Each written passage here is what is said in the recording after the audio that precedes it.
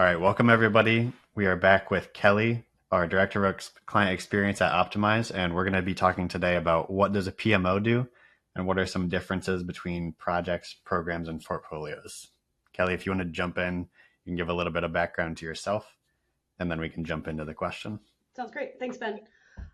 So I have ran security PMOs for about 5 years. The first was at a publicly traded communications company where I managed a team of 4 project managers and about 180 people across the security team doing different projects. Did something similar at a different type of company, and in some cases I've got to use Airtable, and in some cases I haven't. The way I went into this is I was in sales for a long time, doing technology and security sales, and I really turned more into security delivery. And at the time, I was managing a GRC program for a very distributed holding company. And there were just tons of projects and programs and different things that all need to be reported on in different mechanisms. And that kind of led me into PMO leadership, which is usually divided up into projects, programs, and portfolios. And you can think of the way that things fall together in a hierarchy. So a program is a collection of projects that are related. In some cases, it takes a couple projects to get a bigger program delivered. You can think of marketing programs. In some cases, the projects are around actually creating content, building out a delivery schedule, building out a communication schedule.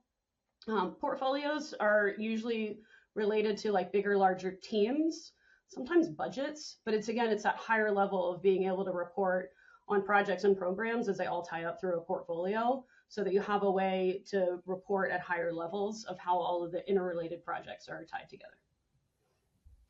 So sometimes we hear different terms thrown around in this, like I think people they have this same thing, but maybe they call it something slightly different. One example that I'm thinking of is we hear sometimes priorities are thrown into this. Mm-hmm. Would priorities fit into this, or would that be like a separate layer of It projects, definitely programs, and can. portfolios? And one of the things to consider is that like every company has their own culture and then therefore their own language. So in some cases, it's going to be priorities. I've worked with companies that have used BPMs, which is big pictures, priorities, and measures.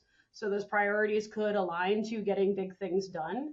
The nice thing is that like if you kind of understand the hierarchy of how things work in projects, and you just need to know the order and how things relate, and then the language is very easy to shift to make sure that you're communicating within the right channels.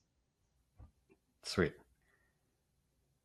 So I think that leads us kind of into our next question. Our next question is actually going to be at the video here in the end screen. It's going to be about reporting functionalities. I think if we boiled it down to the project level, is it about project status, or do you want to talk a little bit about what we'll be talking about in the next video, Kelly? Yeah, so one of the things that I think is really important is that you're able to communicate well on a project, because if you're communicating well at the core functionality of the project, that aligns really well to roll up to programs and portfolios. And we always think of status and a due date as the most important things to report on related to a project. But the health of the project can actually be a bigger indicator of the success. Okay, so click on the video here in the end screen and we'll jump into that next video, which is about different reporting functionalities.